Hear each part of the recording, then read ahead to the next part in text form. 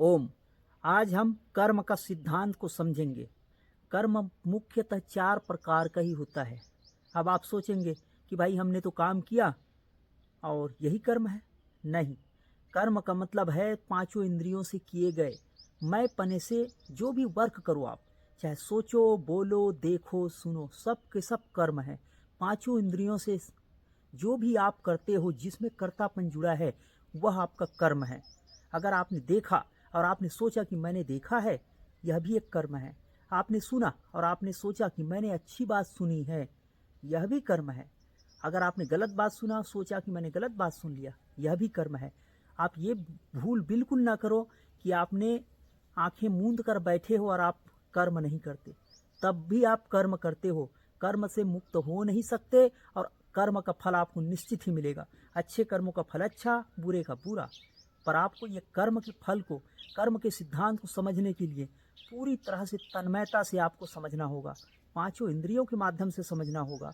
आप सिर्फ सुन लोगे और आप सोचोगे कि मैंने समझ लिया, बिल्कुल नहीं। कर्म बहुत ही गहन है। जैसे 4 प्रकार के मैंने बताए।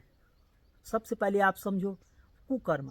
कुकर्म हर कोई जानता है, गलत कर्म। गलत का मतलब है जिससे आपने किसी दूसरे को नुकसान पहुंचाया, किसी दूसरे का आपने अहित किया, चाहे मन से, वाणी से, व्यवहार से, ये कुकर्म है। सुकर्म, आपने किसी को प्रसन्नता दिया, किसी को आपने भला किया, भोजन करा दिया, तृप्त हो गया, किसी को आपने हंसी दे दी, प्रसन्नता दिया, यह भी आपका, चाहे जो भी हो, चाहे वाणी से, व्यवहार से, चाहे आप शारीरिक करो या मानसिक करो, ये सुकर्म है।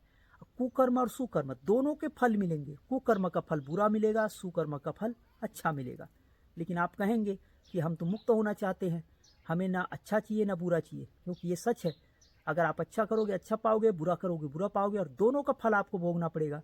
रेहट की नाई चक्के की तरह, व्हील्स जैसे मोटर बाइक के पहिया बार बार घूमते रहता है, वैसे ही आप घूमते रहेंगे। चाहे कोई भी हो, जिसने भी कर्म किया वो घूमेगा।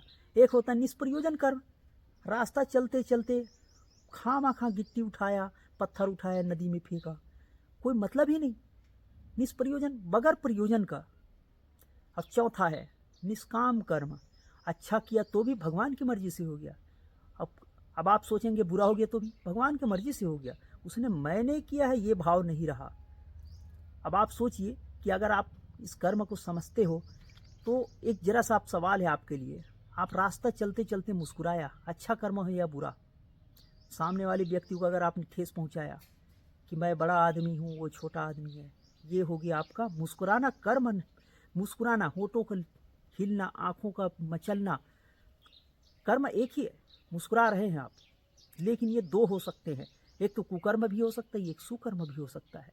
आपने किसी सज्जन को देख के कितना ध्यान भजन करता है, हमारे साथ ऐसा क्यों नहीं हो रहा? आपने मुस्कुरा दिया कि आप अच्छा कर रहे हैं, आपने बताया कि वो अच्छा कर रहा है, उसे भी सुकून मिला कि हाँ मैंने ठीक कर रहा, तो ये आपके लिए सुकर्म हुआ।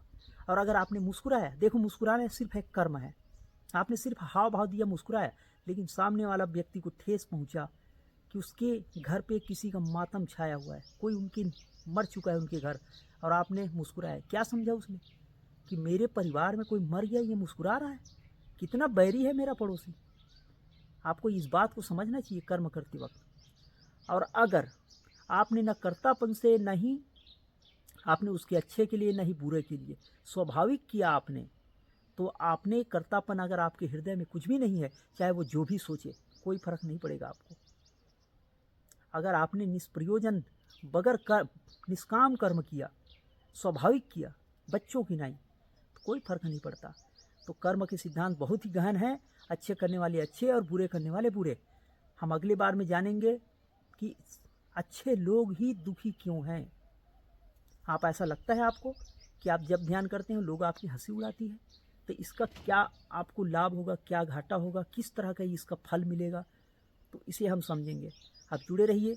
और गीता में यही बात अर्जुन को कहा गया है। कृष्ण उनके गुरुजी हैं, वो उन्हें समझाते हैं कि आप निष्काम कर्म करो। इसका मतलब है सब मेरे शरण होके करो, ना अच्छा मिलेगा ना बुरा मिलेगा, आप मुक्त हो। लेकिन हम क्या करते हैं, अच्छा करते हैं तो हम, बुरा करते हैं तो उनके कारण।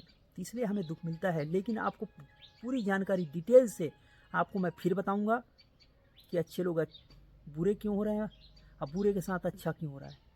तो जुड़े रहिए आप।